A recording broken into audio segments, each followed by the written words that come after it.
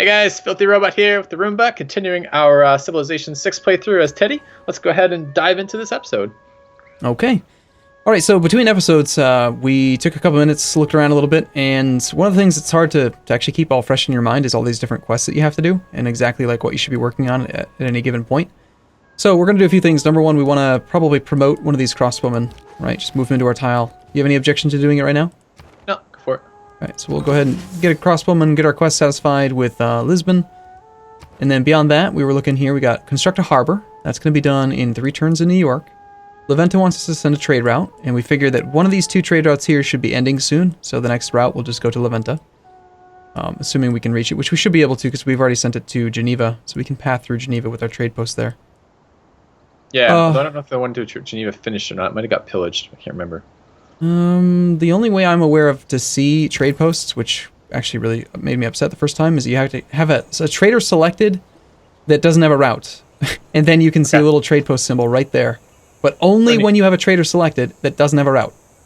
Okay. Well, we will have that soon. We're gonna have a harbor finishing. We can do it when we purchase that trader. Yep.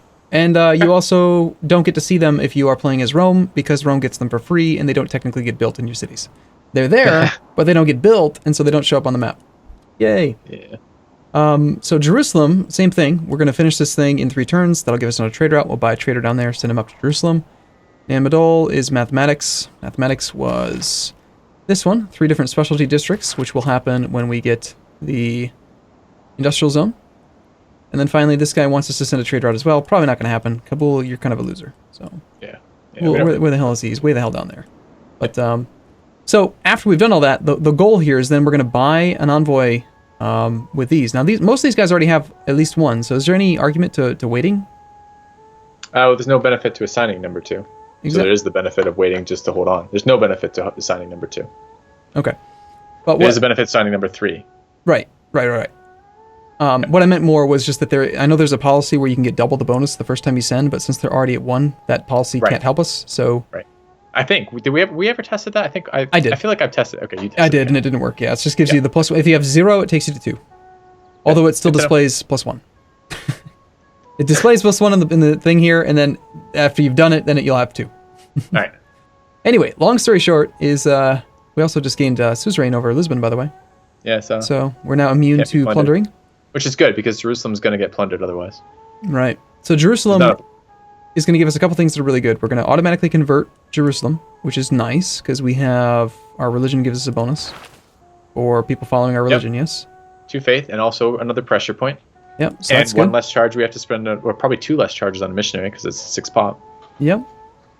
And we also get +2 faith in the Holy District. And then we can also spend another one of our envoys here to get the suzerain here, make colossal heads if we want them in shitty cities. Yeah, and you kind of like the idea of doing some colossal heads in this shitty area, right? I've never built them because they seem fairly useless to me, because I don't value 2 faith as a yield very highly. But if we are going to try to do something with using faith in lieu of production for some stuff, maybe we could use that. Basically, we can convert this crappy land into. Oh, we can check out the ratio. We didn't do it last video. Let's take. So, all right, what's the cost of our building, our unique building? So it's a mosque, right? We're building a mosque. Is that what we got? I can't remember now. No, it's not. What is it? Yeah, it is a mosque. Okay, so go to the F1, your Civilipedia thing, and tell me what the cost of a mosque is in terms of production. Doesn't say. What about the other one? There were 2 mosque entries. Oh, why would there be 2 exactly the same ones? Can't answer that question. All right, this one has production on it, 170. So it's 170 to 340, so it's 2 to 1. Ah. So faith is actually a lot more efficient than gold in terms of purchasing. Interesting, especially because there's those governments available that are more, I think they're better overall at reducing the costs, right? Yeah, it's the other one. That's what I was telling you about, the theocracy government. I had a game with them. It's the one, it's 2 down actually. Yeah, but, so it's 15% on gold and 15% on faith, but faith is better than gold, so this is worth more. Yeah, so I was saying the units were dirt cheap for whatever reason. That's why, because it's 2 to 1 for faith and 4 to 1 for gold. Good to know. Good to know. We're learning together. Yeah.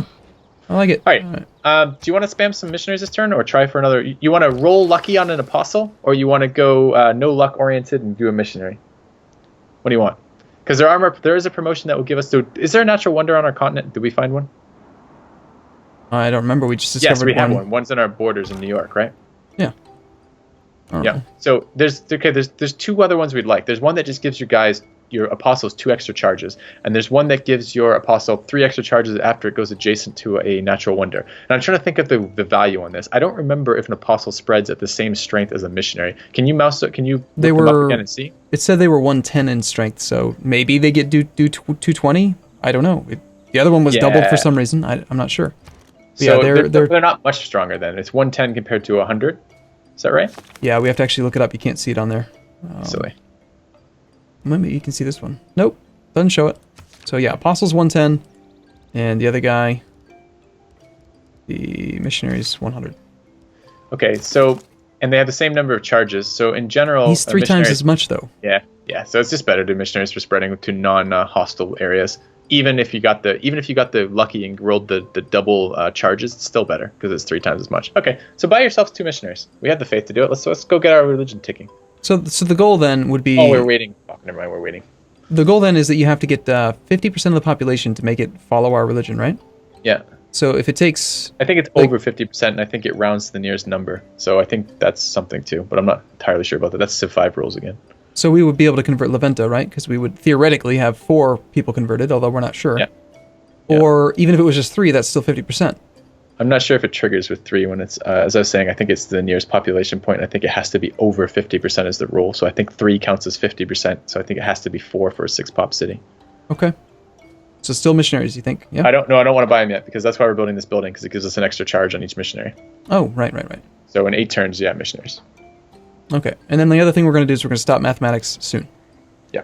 Well, we're not going to get anything special for recorded history, unfortunately. Yeah. Okay. So he was, yeah. Well, that unit you just told to fortify, he's going down to clear out the barb camp, right? So we can repair our marble. Oh, I didn't fortify him. I just moved to the next cycle to the next unit. Okay. I ignore it. Like what I found, the way that I handle the game moving me when I don't want to is I just press the E key again and cycle units. I force it to cycle for me if it takes me to a unit I don't want to pay attention to yet. Yeah, the annoying part is you end up doing 2 actions with all the units that you skip, right? Because you do the one to skip them and you have to go back to the end of the turn. But yes. Yep, but it's safer. Yeah. So probably Sentry, right? Yeah, absolutely. And he's hurt, so we're going to take the heal on the hill here with his last action. Yeah, I think that was perfect. Good. Hey, you heard it here first, folks.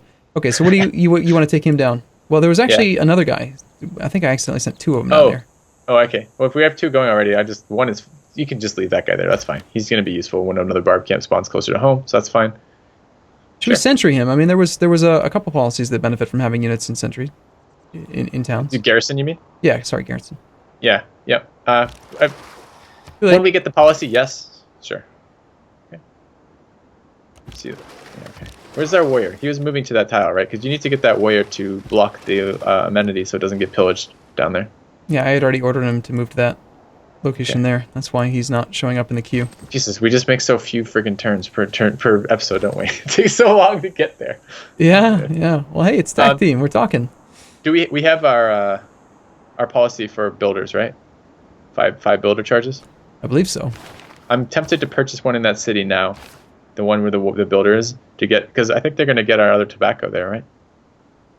Yeah, he'll move there, and then that's... And we won't be able to kill him in 1 attack, so he'll pillage it. Yeah. Plus we need the builder to repair that one anyway.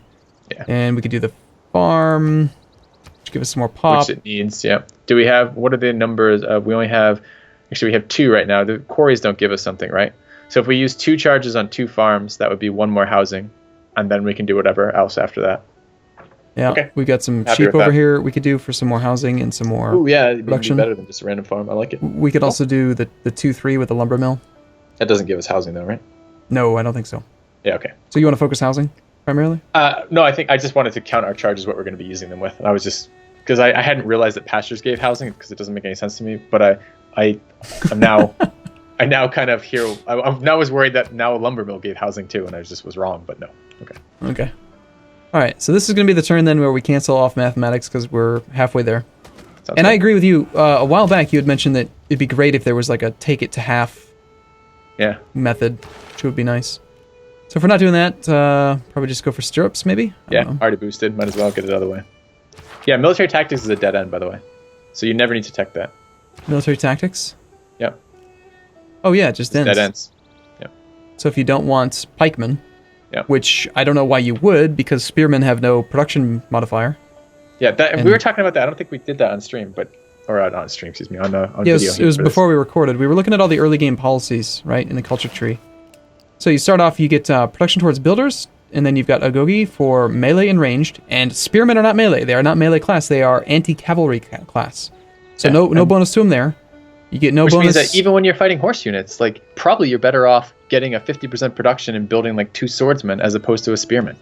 Right. Because it's just probably better in terms of the actual efficiency for hammers, which is nuts. So. Right, and then looking at... Or equal at least, right? Because wouldn't it be equal if it's a 50% combat bonus strength for a fighting horseman versus a 50% production bonus? It's essentially going to be, and assuming that it's, I mean, the way the costs are calculated, it's combat strength per point production is how the cost is calculated. So. Right, so we've got the spearman upgrades into the pikemen upgrades into the AT crew. Yeah, about 10 eras later. Right, so I don't know. It just seems pretty unlikely that you're going to want to use a lot of those guys. Yeah, I agree. Unless maybe if you are Greece because of the hoplites, but that's also pretty bad because you want to make hoplites as Greece, but you can't get any production modifiers to them. Yeah, and also, I mean, 2 hoplites standing adjacent to each other then are as strong as a swordsman. Congratulations, get a swordsman. You know, like, no, I don't know. Mm-hmm. Hey, it's Athens. Finally, hey. He's talking about you, making fun of your unique unit. Yeah. We'll probably talk to him and see if he wants to buy anything soon, yeah. And here, what's this, the train at night? Obviously, we didn't discover him first. That'd be kind of crazy. And that's the another one for units. Nothing for districts and buildings yet. Yeah, and I think the unit ones are going to be amazingly powerful at higher difficulties. All right. I mean, we have a decision, too. We could tech cartography to allow our boats to cross deep water. It's just really far away in the tech tree, and our tech's kind of bad. Spend a point here, get some extra dies from Geneva. Also get the plus 15% science. Already at 2. I wouldn't mind the 15% science. Sounds kind of useful. Well, we don't have any campuses, but I also kind of like the idea of picking up those dies. We could sell those, can't we? What's the bonus? Where are we getting? Oh, because he has dies in his borders. Yeah, 2 eat, 1 dies. I don't know if we can sell dies or not, but either way, that would give us 2. Yeah, we have 1, so I would assume that even if we can't sell his... shit to this guy, this sucker we just met. Yeah, that's exactly what I was thinking. It's like, we take this, we have our dies, we should be able to sell one of the instances of dies.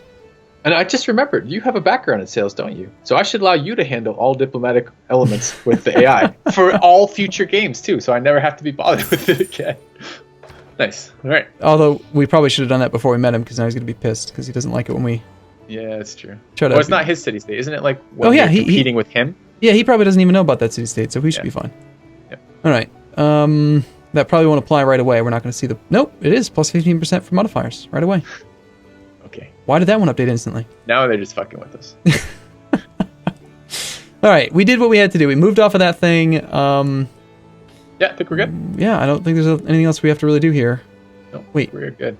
Oh, no. We purchased the builder, or we didn't? No, we didn't. I'd like to also, we wanted to try talking to this guy. Do you want to do the delegation? Yeah, I do. Okay. I have gotten pretty greedy. I like the idea of just keeping the... Wait, did he say no? No, he did say yes. Okay. All right, so we do have access to dies, but I don't think that that's updated yet. Why don't we just trade away the tobacco first? Yeah. And that's where you get the 10 and 5 that I mentioned. You take it even 1 ducat higher, and he says no. Okay, so this guy's just not desperate. We got to get him hooked on dies. Yeah.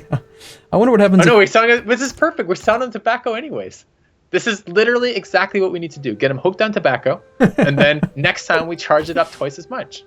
He doesn't want to trade 1 for 1, by the way. Look at this. He wants 8 gold per turn to trade away 1 of his cocoa. He's got 3. Yeah. Like, greedy son of a bastard. Yeah. All right, we don't want to buy his crap. That's right. We'll give him tobacco, and 10 years later, he'll be sorry. Yeah. Isn't that what happened? Traded us for cocoa, bastard. Like in like real life, wasn't there like a conspiracy theory about people trying to get people hooked on the not dyes, not smoke. It was what was that type of smoke that you do that wasn't marijuana? It was like the Chinese and the Eastern Asians used to use a lot. Hashish or not. I mean, is that the exact same thing as marijuana? Is hashish marijuana? I think that's what we're going with there. Yeah, I think it's opium you're talking about. Opium, right? Yeah, that's it. And that's different though. Opium's not the same thing, right? I don't know. Opium is very different. Very different. I don't do any of this stuff. So if you know anything more than I do, then clearly just because you're I know an opium user. I'm not admitting to anything here. Yes, you are. Certainly not friggin' opium. Well, apparently everyone's doing it. So I mean, come on, man. Get with the times. And this is just a different culture in this YouTube channel compared to mine, I guess. Oh yeah, you don't believe in the opium? So many ships leaving your harbors? I don't think opium's a soft one. I don't think it's much of a soft drug. It's not a gateway drug. That's where the gateway got you. Oh wait, we just got cartography. We have 2 harbors. Nice. Nice. That's the one that lets us across other continents. If we're going tourism, we need to meet people. Because the sooner we meet people, the better. Shoot, we didn't buy the builder. Okay. Also, we wanted to buy the trader. Do we have enough money for both? 600 gold? We pretty much do. Which one's more important to you? I want to get the trader. Jerusalem. Yep, exactly. Because we have 2 trade routes we want to run, so let's do it. I mean, we could build it. No, okay. How many turns would a trader have been? In New York? Yeah, and we checked this with another unit. The ratio is the same for a non-combat unit and a combat unit. Gold to cost. Yep, 4-to-1. Okay, all right. Then it makes no difference what we purchased. Then it doesn't make any difference. Yep, the trader would have taken 4 turns. Okay. So, in this city, have you ever done this stuff? These things? I think they're pretty horrible. Yeah, we're gonna do a lot of those in the late game in this one. What exactly? How many points do you actually get? Earn Great Admiral points upon completion. How many? I think I don't know. I tested it once or twice, and it's not a very good rate of return. I thought it was based on the production you put into it, which is based on the city's production, I thought. Okay. So I think this is going to be variable across cities, in other words. All right, we need housing in here. The lighthouse has housing in it, right? The lighthouse just gave us housing. No, yes. No, maybe. not the harbor. The lighthouse, which is the building that unlocks with the harbor. Right. Yes, it does, +1. Okay, do we want that, or do we want an industrial zone? We got to get the industrial zones out before. Then we're going to build the theater square. So it's one or the other. Or it doesn't have to be one or the other, I guess. Well, I think short term we're going to gain 1 housing from building the thing on the sheep and on the wheat. It'll give us +1. I'm all industrial zone here then. And look at that glorious location. Well, we have some glorious locations for it, I think. 18 turns though. So long. It is, but it makes all future things less long, which is what I care about. Okay. All right, so we would have to remove the mine there. Yeah, we get a builder here. Let's think about where we're going to potentially be planting. Okay, so a couple things. My comment section has told me multiple times that I apparently haven't noticed yet that apparently lumber mills on rivers give more production. Is that correct? I have no idea. I've never heard of that. What you should have done is played along. You should have been like, of course, didn't you know this, Filthy? No. Oh, +1 production if adjacent to a river. Wow, Okay. I didn't realize that. That's huge. +1 versus +2 is crazy. Yeah, it's different. So I think then we probably don't want to deforest that river lumber mill in the east, which is what I was thinking about, because the industrial zone, because there's a bunch of hills there. Because if you look, there's like 3 hills around that area. So I don't think we want to do that. And we're not going to build a mine on that forest because it's not going to be as efficient. So probably we want it to the west, like northwest of the city there of New York, because there are 2 hills there. It should get 2 production when we get another mine there, right? Do you notice what I just did? I messed up the way that the game looks. How did you do that? Look how these ones are highlighted and these ones aren't? Yeah. What it's doing is it's still highlighting the available locations for the industrial zone. See? What did you do to get that, though? I did the lenses. I did 1-1. Ah, okay. And it went like that. There you go. I don't know how to fix it. Oh, he'd probably build the district. Probably fixes it. No, just back out properly, apparently. Okay. So that one could become a 2-4 then. This one is just rainforest. What if we were to build it right there and then build like... Yeah. We'd only have +1. Oh no, we have +2 because it has 2 adjacent districts, the harbor and the city center. So it has the same premises there. And it has... Go ahead. Yeah, I'm just trying to think. So the other one will have +2. Depends where we build the... It's probably exactly equal, honestly. So right now that would be +2, right? Mm-hmm. But when we build if we built another district adjacent to it, for example, the Culturo district, if we built that northeast of the Dyes one, wait, would also... This is +2 with the mine there, right?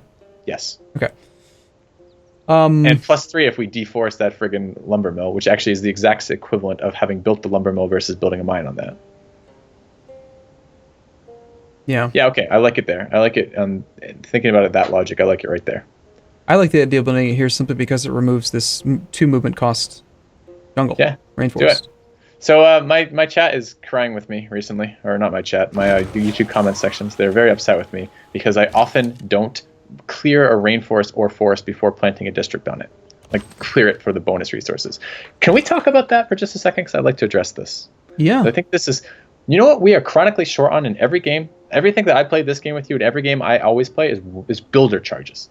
Like right now, we're going to purchase a builder for gold because we would like to do that. Ideally, we'd like to do it in this city, and we'd like to do it in Nidaros, and we'd like to do it in our northern city also, because all of those have tiles we need to improve, right? Mm-hmm. And it just is not reasonable for a low value thing like that, for chopping that tile, to invest in a builder for that, because we just don't have time. We're doing so many other things that we don't have time to build that builder.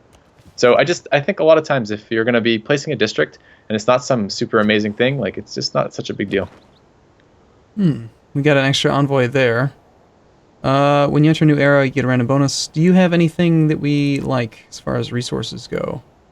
1 cattle, 1 copper. Nope. Yeah, okay. The suzerain bonus is not that great, and he's not going to give us any extra luxury resources. Are we close to another era? I don't know. Eras are strictly related to tech, right? We're in the medieval era right now. Can you go to the civics and see if there's the same boundaries for civics? We could get to the Renaissance via cartography. Okay. Yeah, it looks like there is. Yeah, so how close are we to... We'd have to get all the way up to Renaissance. Okay. So that's pretty unlikely. I mean, we are going to want the cultural boost at some point. I just don't know that we need it yet, and I actually prefer the faith ones first. No, I want to save envoys, because I want to get a production city-state. Right. So between the religious and the production, I think that's going to max out what we can take over for now. Okay. So, yeah, I feel like using builder charges to remove things to get the production from them is... okay in some scenarios. Especially if you're building like 3 builders in a row, like maybe you could chop out a little bit or rushing a wonder. But what do you think in general? I think in general it's a fool's gambit or something, because like you could make the argument, well, what if you clear out a forest or a rainforest, you get the production from it, and you use that production to build another builder? Well, remember, every single builder you make makes more future builders more expensive. So you're not only using one of your very, very limited number of charges on something that is a temporary gain, but also you're making everything else more expensive later on down the road. And I think finally, there's another component to that too, is that you want to build builders in sets, and you don't really want to overbuild builders. Yeah, there is some cases where you do when you're going to be bringing a builder to a new city right afterwards. But while you're getting the bonus towards builders, you want to produce them. And when that bonus is gone, you don't want to produce them, and you don't really want to produce 5 more builders than you needed just for future errors. You want to cycle these through and do it when you need them. So I don't know that you're going to have a lot of builder charges just sitting around either. It just seems very unlikely that you will. I'm just seeing that these 2 could be improved to 1 force. Yeah, those could be pretty good. The city actually needs production. It has a lot of food, but not a lot of production. Yeah, but to buy a builder is going to cost us a fair bit, right? Builder is 325 gold. We can buy it next turn. No, not quite. What, 325? Yeah, 325. We need to make like what? Yeah. Not quite enough. A little more. Yeah, we're like 1 gold off. Maybe we should actually prioritize gold for 1 turn just so we can buy it next turn. That could be. That'd be a little bit tedious, isn't it? Let's do it. Where can we find some gold? Well, this is housing blocked, and it's working those stupid tiles we don't care about right now. Why is it doing that? Which ones? It's working. Look, it's working those 3 food 2 science ones, as opposed to the 2-2-1-1 tile and the 2-1 and the 2-2 tile. Well, I took the things off because it wasn't housing blocked, and now it's housing blocked again. I must have just recently hit it. Okay. But yeah, if we want to work these instead. I won't. Yeah, I don't care about that one. I care about the production tile in the east, the forest. Yeah. Makes sense. Better. But now I guess it's our 1 gold too, right? 1 gold. Is that enough now? Yeah. Let's see. 278 plus 47.2 is 325.2. All right, perfect. Okay, that handles that. But we have to take a break here. Okay, see you guys in a little bit. See you soon.